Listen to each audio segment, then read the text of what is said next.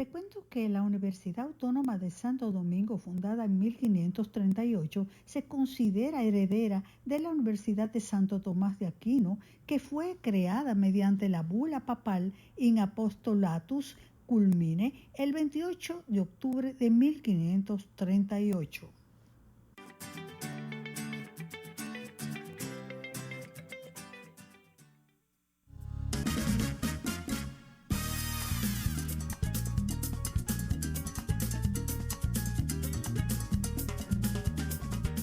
Estamos de regreso con ustedes, que estamos muy bien acompañados de un joven que realmente se ha destacado en lo que es el área profesional que ha elegido, como es el derecho. En este caso recibimos a nuestro querido, el licenciado Rainier Álvarez. Él en días pasados, en tiempos pasados, pues estuvimos hablando de una primera parte de lo que, cómo serían las herencias y los testamentos en República Dominicana. Esta es una segunda parte que fue solicitada precisamente por televidentes que nos siguen. Bienvenido, qué bueno tenerle por aquí de nuevo. Aquí. Licenciado, hay una preocupación porque a veces con relación a los testamentos y las herencias, y hay muchas personas que creen que pueden, cada vez que cogen un pique, por decirlo en buen dominicano, van a desheredar los hijos. ¿Se deshereda en República Dominicana? ¿Existe el desheredar un hijo? Sí, esa es una buena pregunta. En República Dominicana existen dos figuras. Una es la indignidad y otra es la desheredación. La indignidad es una figura establecida en el Código Civil que impide que un heredero, por ejemplo un hijo, pueda acceder a una herencia cuando este hijo ha participado o ha sido declarado culpable de atentar contra la vida de de sus padres o ascendientes de quien heredaría. Por ejemplo, un hijo que mate a su padre a los fines de acceder a su herencia en República Dominicana puede ser declarado indigno y no acceder a la herencia.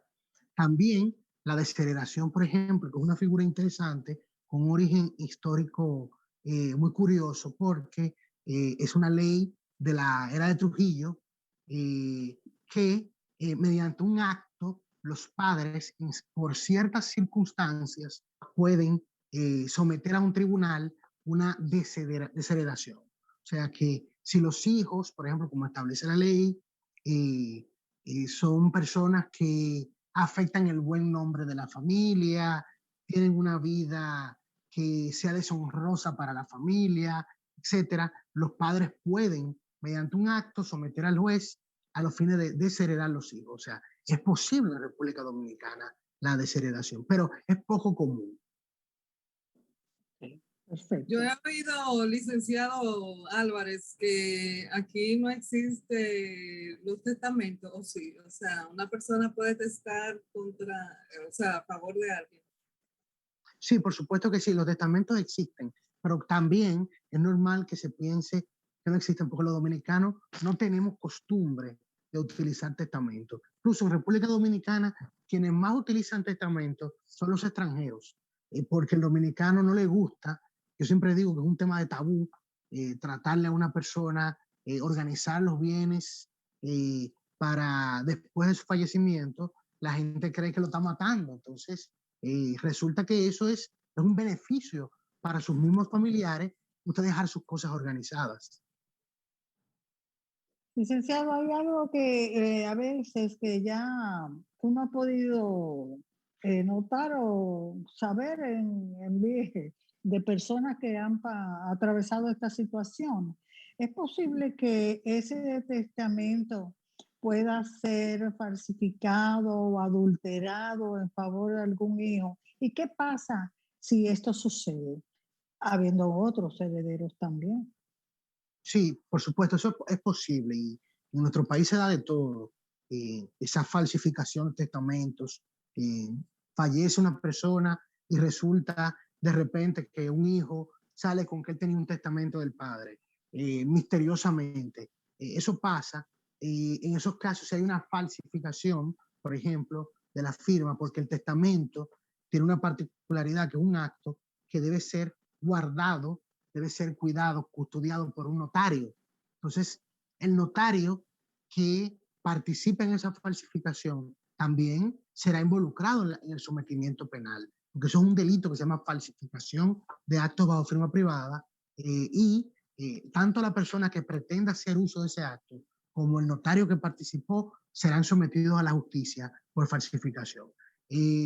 En principio, este acto pudiera no tener el efecto que se persigue, porque si, por ejemplo, son 3 hijos y aparece uno con un testamento que dice que él recibe todos los bienes de su padre, resulta que en República Dominicana hay una figura que se llama reserva legal.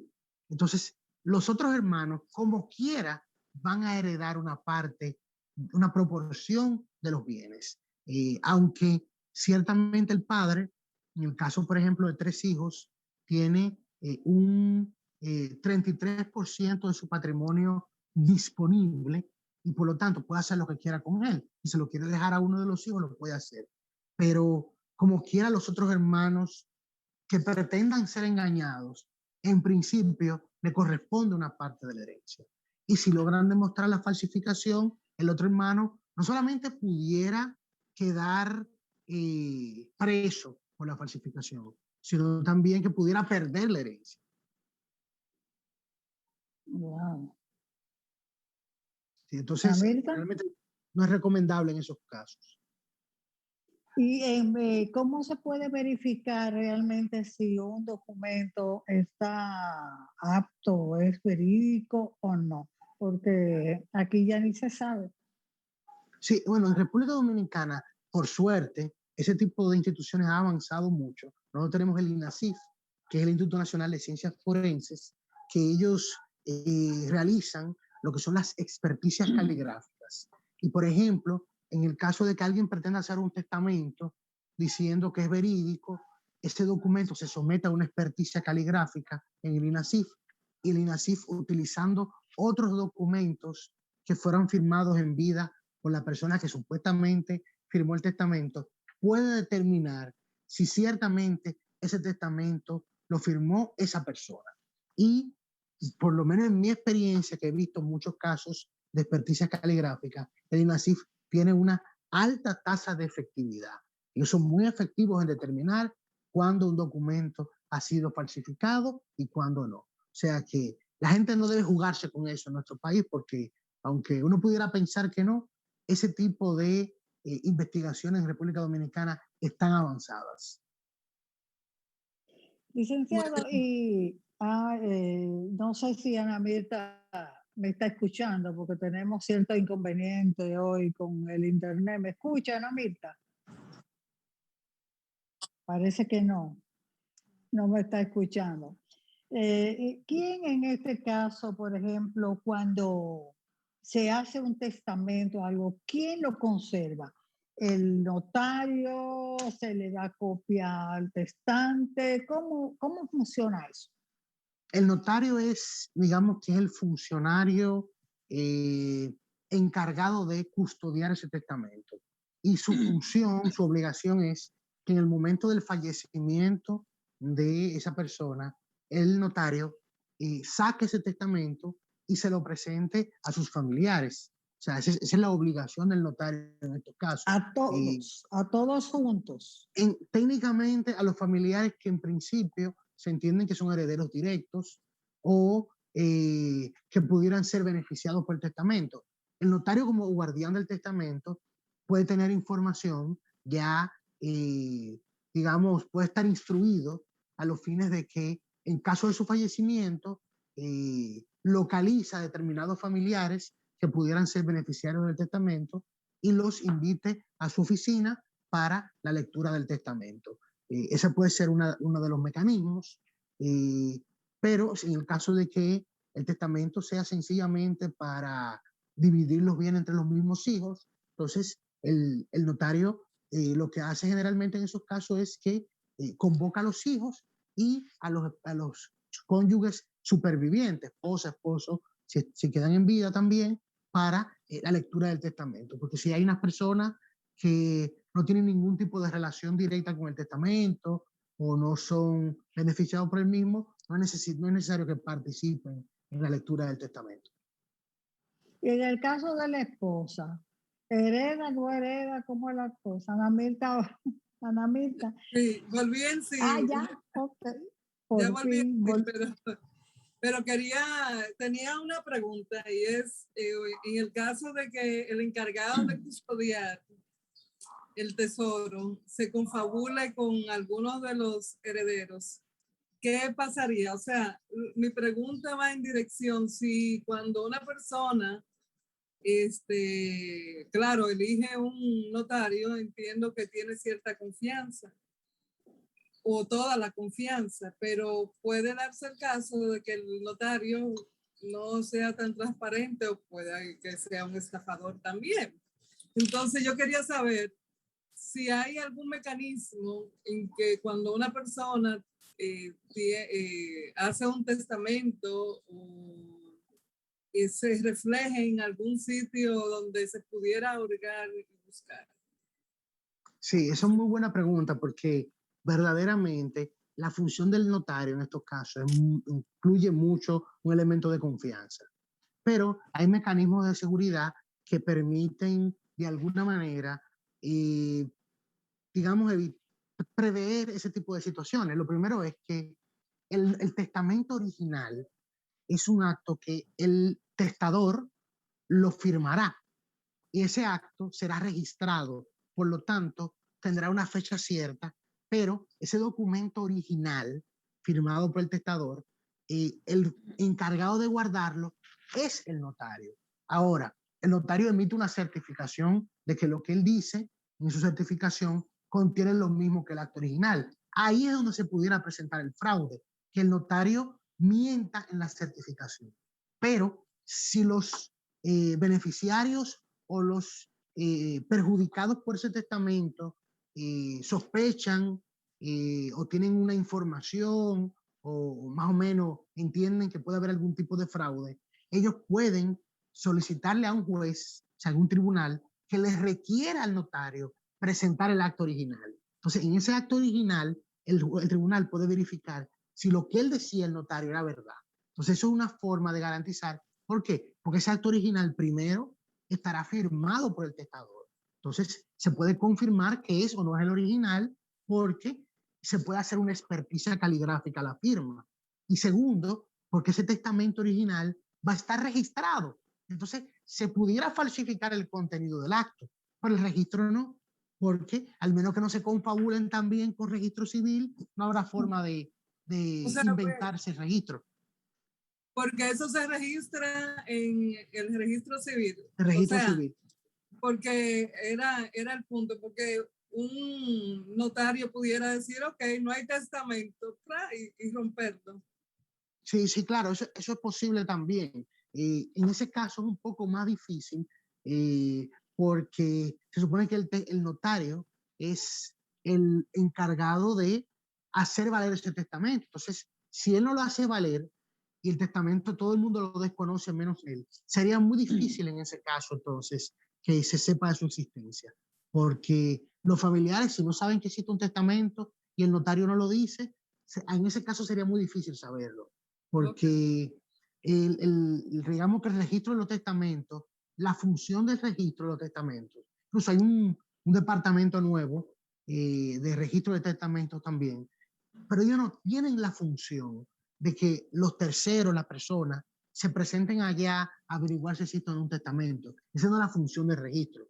La función del registro es darle fecha cierta a ese documento y que ese documento tenga una fecha que haya sido certificada. Por lo tanto, luego no se pueda alterar. Pero realmente esa información no es asequible al público. Por lo tanto, no existe un lugar donde uno pueda ir a verificar si existe o no un testamento. Esa es la función del notario. O sea, ahí es donde entra el tema de la confianza. El notario es una persona a la que hay que tenerle confianza. Pero no es tan fácil de que, mira, aquí hay un papel que me da a mí el privilegio de la herencia porque hay que comparar con el otro. Y no es necesario tener testigos ya para hacer un testamento o algo así. Sí, sí, Licenciado. el testamento es un acto auténtico que requiere la participación del testigo. Es obligatoria la participación del testigo para la validez del testamento. Entonces, definitivamente habrá testigos, pero los testigos en la práctica, para ser realistas, son personas que generalmente busca el mismo notario. O sea, no se les requiere generalmente al testador, al menos que él quiera, que presente testigos. Esa pudiera ser una opción, pero en la mayoría de los casos el notario el que suple a los testigos, porque eso es más un tema protocolar de forma que de fondo. Pero ellos también están firmando y están en también registrados. Correcto. O sea que ellos estaban ahí. O sea que si se detecta algo malo, hasta los testigos se van, también le toca su... Pudieran también los testigos ser sometidos. Lo único que en el caso de los testigos, como realmente el que instrumenta el acto, el que le da la verdad al acto, es el notario, es la persona principalmente responsable, porque el testigo técnicamente es una persona que está ahí y que está comprobando que verdaderamente se está firmando ese acto. Incluso el testigo pudiera ni siquiera conocer al testador.